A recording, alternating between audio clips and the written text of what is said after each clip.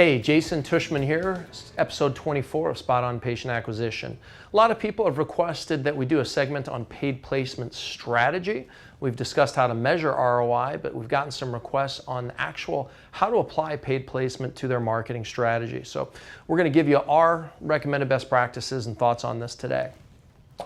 First, you got to consider the market that you're in when you're looking at paid placement. And when I say paid placement, I'm talking about keyword buying on Google, buying ads on Facebook where you can target specifically demographic, keyword, etc. So that falls into the paid placement. First and foremost, let's go over the cons with paid placement strategy, okay? Not in any particular order. The first is, in most markets with elective healthcare, to be frank, you've got a bunch of uneducated buyers in there. Sometimes it's you doctors, sometimes it's you office managers, sometimes it's the spouse, okay?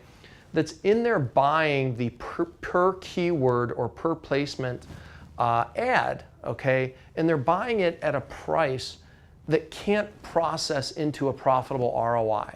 So what happens is people get excited about the placement that they get some clicks, or they see themselves at the top, and they're willing to pay a high amount for that versus paying a high amount to actually acquire a customer.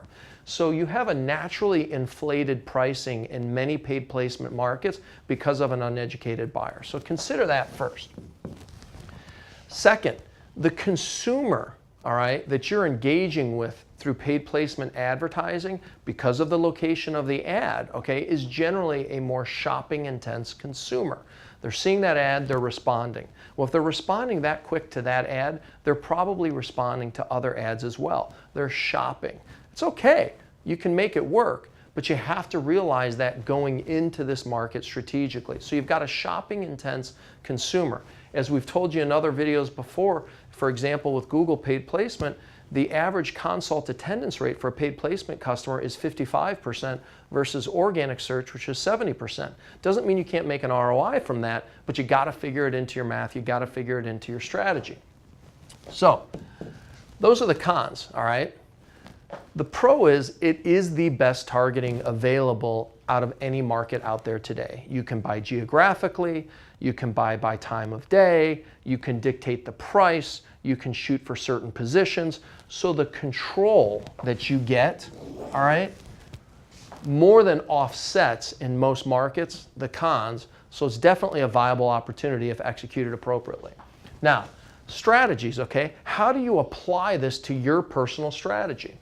Now, if you're a young practice, you may want to do it to get your business going. So you're gonna market for a variety of procedures and services, and you're gonna be willing to acquire a customer at a lower ROI in order to get your practice up and running.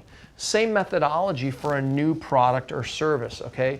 You're willing to go into the market at a very targeted fashion. You may have a lower ROI, but you want to get things started. So it's great for young practices.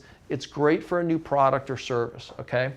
You also can use it to supplement SEO. If you're in a very competitive market and you aren't getting the rankings that you want from your organic search on a particular procedure or service that's important to your practice, you can buy specifically that underperforming organic SEO keyword or term and get yourself up in the rankings. Definitely a legitimate strategy to use.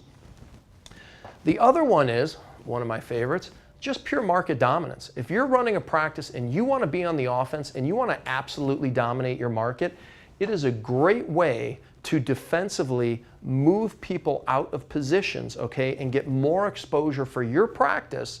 And you can do that at a lower or break-even ROI, but you deflect away your competition by getting more exposure. And ultimately, you should, if you're running things right, get the value of the repeat business and the referrals, etc.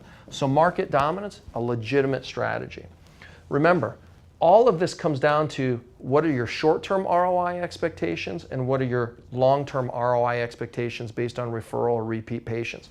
Those are two different things you need to consider when you start working with paid placement. Hope this helps you. Look forward to seeing you next time.